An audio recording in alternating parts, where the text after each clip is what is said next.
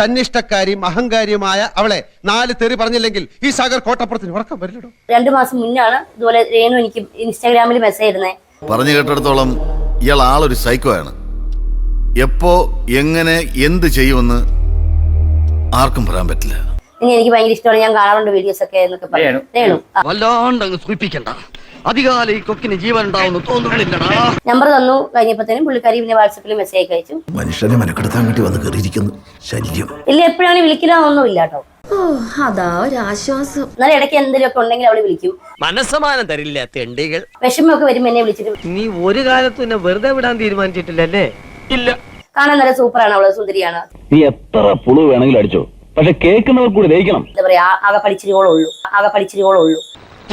Boss എന്നെ കളിയാക്കുവാണ്. ഈ വീഡിയോയിൽ കാണുന്ന പോലെ നല്ല സുന്ദരിയാണ്. തള്ളു കാരണം പോരല്ലേ ഫീസ് വരെ അടിച്ചു പോയി. എനിക്കിഷ്ടമാണ് അവള് തന്റെ ഉള്ള ഒരു പെണ്ണെന്ന നിലയ്ക്ക് എനിക്ക് ഇഷ്ടമാണ്. അത്ര വലിയ പുല്ലൊന്നും അല്ല, നമുക്കറിയാം അവന്റെയൊക്കെ കഥ. നിനക്ക് അഹങ്കാരം വളരെ കൂടുതലാണ്. അയ്യോ, ഞാൻ ഒരു പാവല്ല.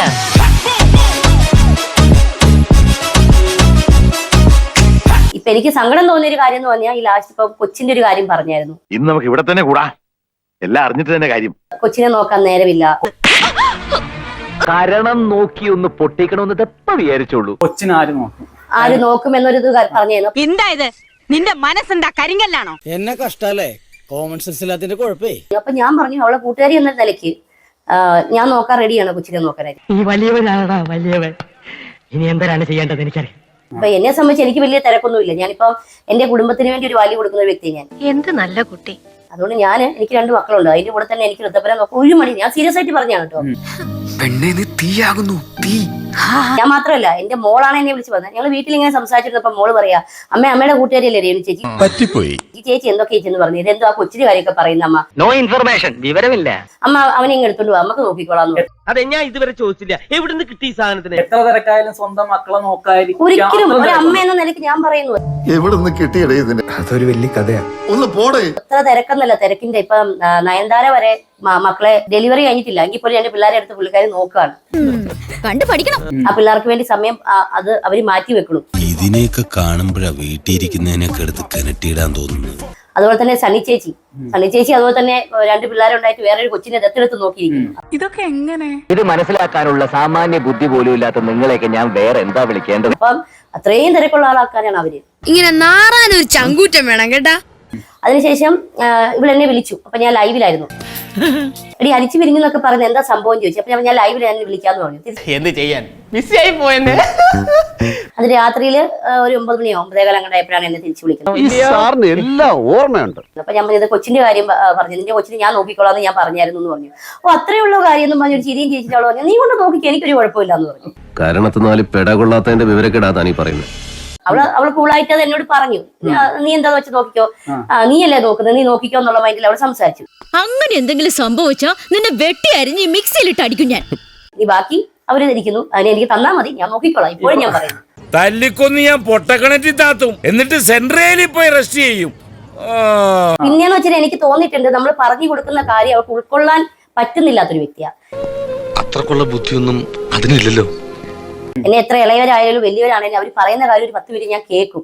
Very good. അത് കഴിഞ്ഞിട്ടായിരിക്കും ഞാൻ സംസാരിക്കുന്നത്. പക്ഷെ ഉൾക്കൊള്ളാൻ ഒരു മൈൻഡ് എനിക്ക് തോന്നുന്ന പ്രായത്തിന്റെ ആയിരിക്കാം, ചിലപ്പോ ശരിയാവുമായിരിക്കും. അങ്ങനെ ഒരു ക്യാരക്ടറാണ്. ഇനിയെങ്കിലും കുറച്ച് ബുദ്ധി ഉപയോഗിച്ച് ചിന്തിക്കും. നമ്മള് പറഞ്ഞ് മനസ്സിലാക്കാൻ പറ്റാത്തൊരു ക്യാരക്ടർ ആയിരിക്കാം. ബുദ്ധിക്ക് ചെറിയ തകരാറുണ്ടോ എന്ന് സംശയം. ഭർത്താവ് മരിച്ച സ്ത്രീ അങ്ങനെ അതിനോടുള്ള അല്ല, ഭർത്താവ് മരിച്ച സ്ത്രീ ഇപ്പം ഒതുക്കി കൂടി ഇരിക്കണം എന്നൊന്നുമില്ല, ഒരിക്കലും ഇല്ല. അത് ഞങ്ങൾ ആരും അറിഞ്ഞില്ല. അത് അവളുടെ ഇഷ്ടമാണ്. അവൾക്ക് എങ്ങനെയും നടക്കാം, അവൾക്ക് എങ്ങനെയോ ജീവിക്കാം, അത് അവളുടെ ഇഷ്ടമാണ്. പക്ഷെ ഒരു പൊടിക്കൊക്കെ ഒതുങ്ങണം, അത് ഞാൻ പറയുന്നുണ്ട്. ഒരു പൊടിക്ക് ഒതുങ്ങാന്ന് മാത്രമേ ഉള്ളൂ. അങ്ങനെ പറയരുത്. ഇത്രയും പറയിപ്പിക്കേണ്ട ആവശ്യമില്ലായിരുന്നു. ആ ദാസേട്ടന്റെ വർക്കൊക്കെ ഇറങ്ങിയപ്പോ നല്ല രീതിക്ക് സപ്പോർട്ട് കിട്ടിയതാണ്. അതിന്റെ ഒരു അഹങ്കാരവും അവൾക്കുണ്ടായിരുന്നില്ല.